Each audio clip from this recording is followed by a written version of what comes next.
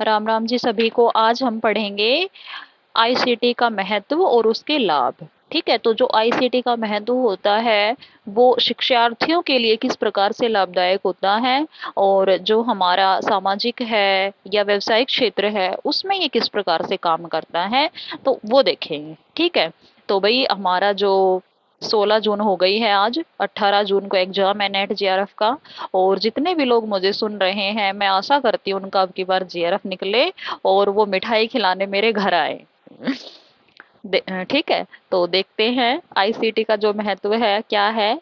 ज्ञान में निरंतर विस्तार, कि जो हमारा ज्ञान है जितना हमें पता है उसमें वह निरंतर वृद्धि करता है, हर क्षेत्र में वृद्धि करता है, चाहे वो खाना बनाने से हो, चाहे वो कपड़े सिलने से हो, चाहे वो शिक्षा में हो। तो कोई भी जो ज्ञान है उसमें ये विस्तार करता है, वृद्धि करता है।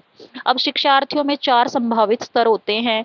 प्रथम स्तर, द्वितीय, तृतीय, चतुर्थ। ये मैंने आगे इनको समझा रखा है कि जो प्रथम स्तर के जो विद्यार्थी होते हैं वो जो उच्च गुणवत्ता की जो शिक्षा है उसके लिए वो खर्च वहन कर सकते हैं। वे अच्छा लैपटॉप खरीद सकते हैं, अच्छा महंगा फोन खरीद सकते हैं, तो वो प्रथम स्तर के होते हैं।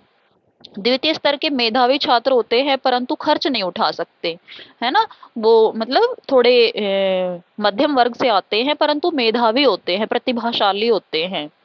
फिर तृतीय स्तर में आर्थिक, परंतु ये बन सकते हैं। ठीक है, ये द्वितीय स्तर के जो छात्र हैं ये प्रथम स्तर के बन सकते हैं अपनी काबिलियत के आधार पर। तृतीय स्तर के आते हैं आर्थिक और अकादमिक दोनों स्तर पर पिछड़े हुए होते हैं। आपने देखा होगा ना, कई गांवों में तो अब तक भी उनको पता ही नहीं लैपटॉप क्या चीज होती है, फोन क्या चीज होती है, तो वो मतलब बहुत ज्यादा पिछड़े हुए हैं। जो हमारे देश में एक मुख्य धारा चलती है ना, उससे वो हास्याकरण की स्थिति पर चले जाते हैं, जिससे वो पिछड़ जाते हैं, तो वो तृतीय स्तर में आते हैं। फिर आते हैं चतुर्थ स्तर में अनपढ़ और दरिद्र लोग, मतलब जो गरीब लोग हैं, अनपढ़ लोग हैं और जो गरीब लोग हैं, उनके लिए इसका कोई भी महत्व नहीं है। जो क्रोस और एडम जो हमारे वैज्ञानिक हुए हैं उनके अनुसार आईसीटी के 4 औचित्य हैं। ठीक है, वो 4 प्रकार से प्रासंगिक हमारे लिए। सबसे पहला है सामाजिक। ठीक है, जो भी हम सोशल मीडिया का यूज करते हैं, इंस्टा है, टेलीग्राम है, यूट्यूब है, और जो ये हमारा व्हाट्सएप हो गया, तो ये सब सोशल मीडिया के अंतर्गत आते हैं।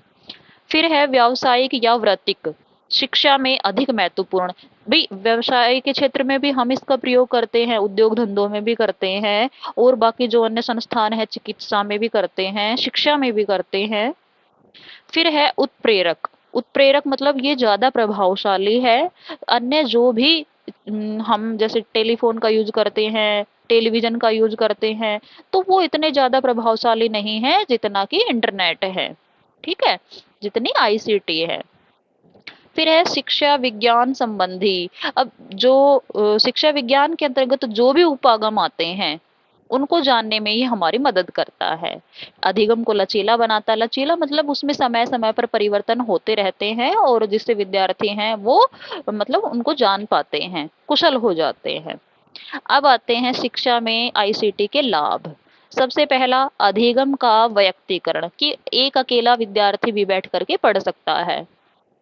दूसरा है अंतर क्रियाशीलता, कि ये नहीं है कि भाई हमें अगर कोई क्लास लेनी है तो हम वो लाइव क्लास ही ले सकते हैं, उसके बाद में हम उसको रिकॉर्ड भी कर सकते हैं और आगे पीछे भी कभी भी जब हमारा मन करे हम उसको देख सकते हैं। फिर है दूरी और जलवायु से तटस्थता। एक व्यक्तिगत में ये और बता दूं, मान लीजिए कोई बच्चा है एक बार पढ़कर ही उसके याद हो जाता है, कोई बच्चा है वो धीरे धीरे समझता है, धीरे धीरे उसको याद रहता है।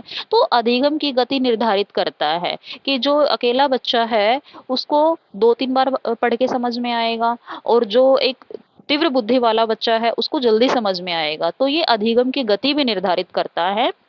अंतर क्रियाशीलता ये बता चुकी हूँ, आगे पीछे कभी भी हम उसको देख सकते हैं। दूरी और जलवायु से तटस्थता, कि जो भी मौसम के बारे में हमें जानकारी प्राप्त हो जाती है, जो हमसे दूर हैं हम उनसे अपनी जो कनेक्टिविटी है वो कर सकते हैं। अधिक किफायती व व्यापक पहुंच। किफायती मतलब कम पैसों में। ठीक है, कम पैसे में ही हम घर बैठे शिक्षा प्राप्त कर सकते हैं, और चाहे वो हमसे कितनी भी दूर हैं उनके द्वारा। और ये देश के हर भाग में काम करता है। एकाधिक शिक्षण और विविध शिक्षार्थी कि एक शिक्षण के द्वारा एक टीचर पढ़ा रहा है, उसके द्वारा लाखों करोड़ों विद्यार्थी पढ़ सकते हैं। तो ये एक शिक्षा के विस्तृत क्षेत्र का निर्माण करता है। एक समान गुणवत्ता, ये नहीं है कि भाई जो एक टीचर पढ़ा रहा है वो एक जो दो बच्चे हैं उनको अच्छा पढ़ा रहा है, जो दो बच्चे उनको नहीं पढ़ा रहा है, नहीं ऐसा नहीं है, वो एक समान स्तर पर सबको लेकर चलता है। और इसके साथ ही हमारे जो आईसीटी के महत्व और लाभ समाप्त होते हैं। आशा करती हूँ आपके समझ में आए होंगे। अगर आपको वीडियो अच्छी लगी तो वीडियो को लाइक कीजिए, चैनल को सब्सक्राइब कीजिए। धन्यवाद।